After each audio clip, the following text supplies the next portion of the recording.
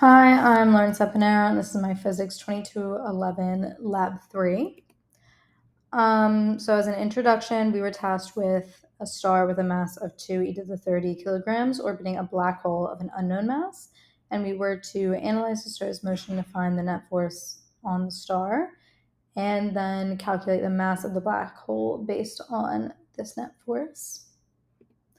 And the key ideas that were used in the calculations for this lab were Newton's second law of motion, the momentum principle, product rule for differentiation, Newton's universal law of gravitation, and parallel and perpendicular components of momentum. And in this situation, the system was represented by the star, and the surroundings were the black hole, and no other gravitational interactions were present.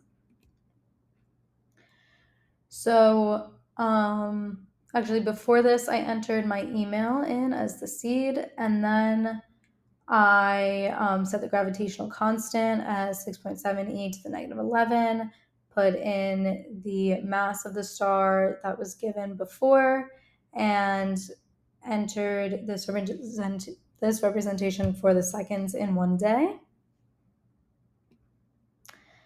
And then I found all of these things using these formulas on the side. So basically, I was able to find the initial and final momentum vectors, the star's change in velocity and change in momentum, and calculated F net using Newton's second law of motion, and calculated change in momentum for the parallel component and p hat, which is the unit vector.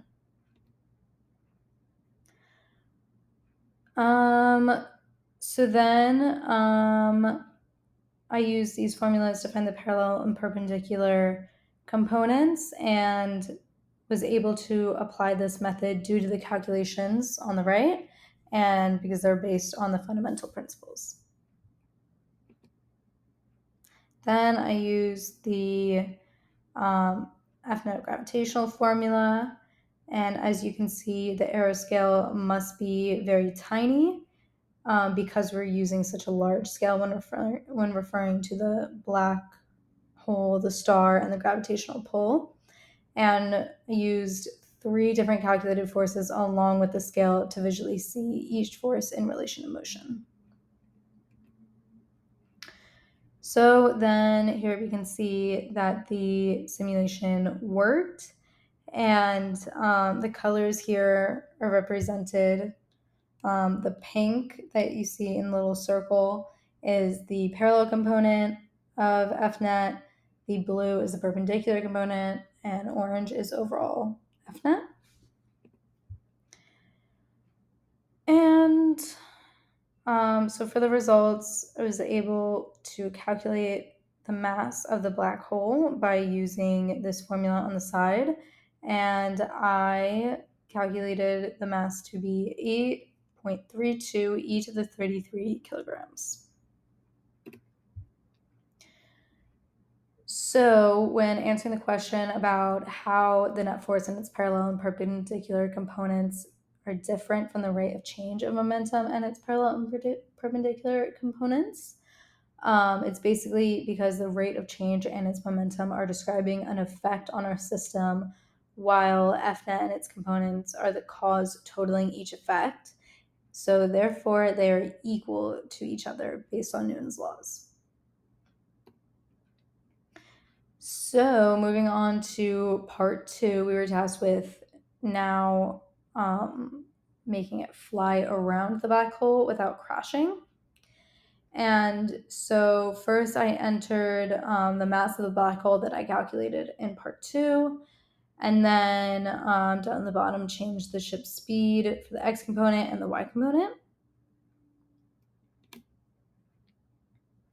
And then pretty much calculated the net force of the planet that is now involved, and found the gravitational force on the planet by the black hole, gravitational force on the planet by the spaceship, and the net force on the planet, and used these formulas here. Then I entered the gravitational force on the spaceship by the black hole, the gravitational force on the spaceship by the planet, and the net force on the spaceship. Then I used Newton's second law and the position update formula and entered those here to enter them as the planet's velocity and position and the ship's velocity and position. And then here are the results.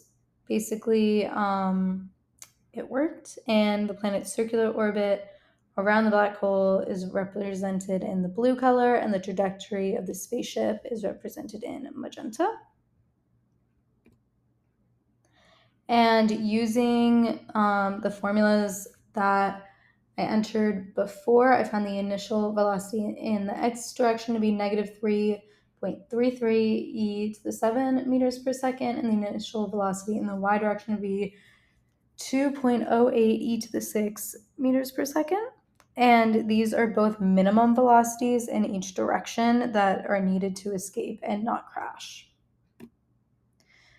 So, what if instead of wanting to take a quick look at the black hole and leave, decide to enter into orbit around the black hole? What initial velocity would your spaceship need to have in order to enter some kind of orbit around the black hole? Your spaceship should still not crash into the black hole nor crash into the planet.